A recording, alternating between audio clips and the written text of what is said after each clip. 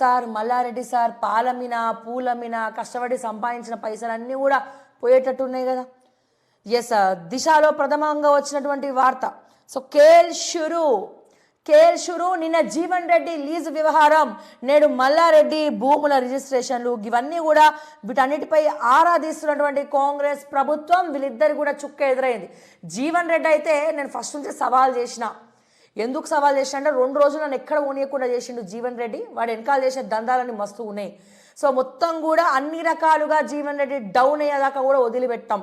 ఎందుకంటే ఎంతమంది అమ్మాయిలను కూడా దుబాయ్కి పంపించారు, ఇవన్నీ కూడా మాట్లాడితే ఇక భయంకరంగా ఉంటాయి ఆయన గురించి చెప్తే వెనకాల చేసే దందాలు.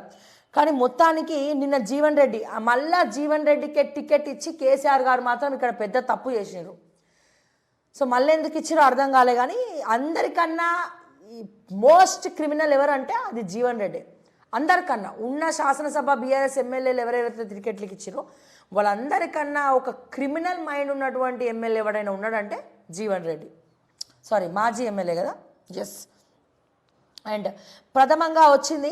సో కేఎల్ షురు నిన్న జీవన్ రెడ్డి లీజు వ్యవహారం, సర్కారు నజర్లో మరికొందరు గులాబీ నేతలు, గత ప్రభుత్వంలో అధికార దుర్వినియోగంపై ఫోకస్, ప్రభుత్వ భూములు కాజేసిన ఇష్యూస్పై దృష్టి, నేడు మల్లారెడ్డి భూముల రిజిస్ట్రేషన్. ఇప్పుడు చెప్పండి డైలాగు, నేను పాలమ్మిన పూలమ్మిన గడిది గుడ్డమిన బందర్ లడ్డమిన గదమిన గిదమిన కష్టపడ్డా పని చేసిన. ఇప్పుడు కూడా చెప్పండి సార్ అదే డైలాగులు. కష్టపడినా, దేంట్లో కష్టపడ్డావు? కబ్జాలు చేయడంలో కష్టపడ్డావు, ఆ పత్రాలు ఎట్లా మార్చాలో కష్టపడ్డావు, ధర్నీల పేర్లు ఎట్లా మార్చాలో కష్టపడ్డావు. మరి ఇప్పుడు చెప్పండి సార్ ఒకసారి వన్స్ మోర్ ప్లీజ్ అని చెప్పి మొత్తం సోషల్ మీడియాలో వైరల్ చేసారు కదా డైలాగుని. ఇటువంటి కబ్జాలు చేసేటువంటి వ్యక్తిని మళ్ళా మేడ్చల్ ప్రజలు గెలిపించుకున్నారు. ఇక మీ ఇష్టం. ఎస్, మేమేమన్నాం, ఎందుకంటే మీ దానికి కట్టుబడి ఉంటాం, ఎందుకంటే ప్రజాస్వామ్యంలో ఉన్నాం. సో ప్రజల దానికి ఖచ్చితంగా వాళ్ళు ఇచ్చే డెసిషన్కి కట్టుబడి ఉంటాం. అయితే మేడ్చల్లో ఈయన భూములు కబ్జా పెట్టిండని చెప్పి ఎవరైతే కబ్జా పెట్టినరో వాళ్ళు పోయి పోలీస్ స్టేషన్లో కంప్లైంట్ ఇచ్చారు. సో వీటన్నిటి మీద కూడా దృష్టి పెట్టినరు. గతంలో మల్లారెడ్డికి రేవంత్ రెడ్డికి కూడా పడదు, అస్సలు పడదు.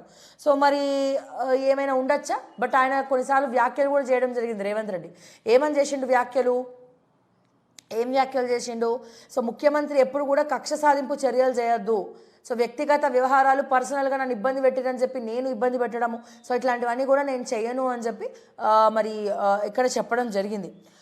చూద్దాం. ఇక్కడ మొత్తానికైతే నమోదైన కేసులు ఇన్వెస్టిగేషన్ స్టార్ట్ అట. సో ఇటు జీవన్ రెడ్డి మీద అటు మల్లారెడ్డి మీద ఇద్దరి మీద కూడా ఇన్వెస్టిగేషన్ మొదలైంది. సో సర్కార్ నజర్లో మరికొందరు గులాబీ నేతలు, సో అలాగే ఇంకొంతమంది గులాబీ నేతలు ఎవరెవరైతే కబ్జా పెట్టినరో సో వాళ్ళ మీద కూడా నజర్ పెట్టినట్టు తెలుస్తోంది. గత ప్రభుత్వంలో అధికార దుర్వినియోగంపై ఫోకస్, ఏ రకంగా వాళ్ళ అధికారాన్ని దుర్వినియోగం చేస్తూ ఏడబడతాడ సంతకాలు పెట్టినరో అవన్నీ కూడా లెక్కల పత్రాల మీద దృష్టి పెట్టిండట. ప్రభుత్వ భూములు కాజేసిన ఇష్యూస్పై దృష్టి, ప్రభుత్వ భూములు కూడా విచ్చలవిడిగా కాజేసిండ్రు. అందులో ప్రభుత్వ భూములు కాజేయట్ల మా మల్లారెడ్డి సారు నెంబర్ 1. సో అందుకే ఇప్పుడు Mallareddy sir tata bye bye చెప్పాలా, మరి ఏమవుతుందో, మరి ఎట్లా కాపాడుకుంటాడో ఏమో చూడాలి.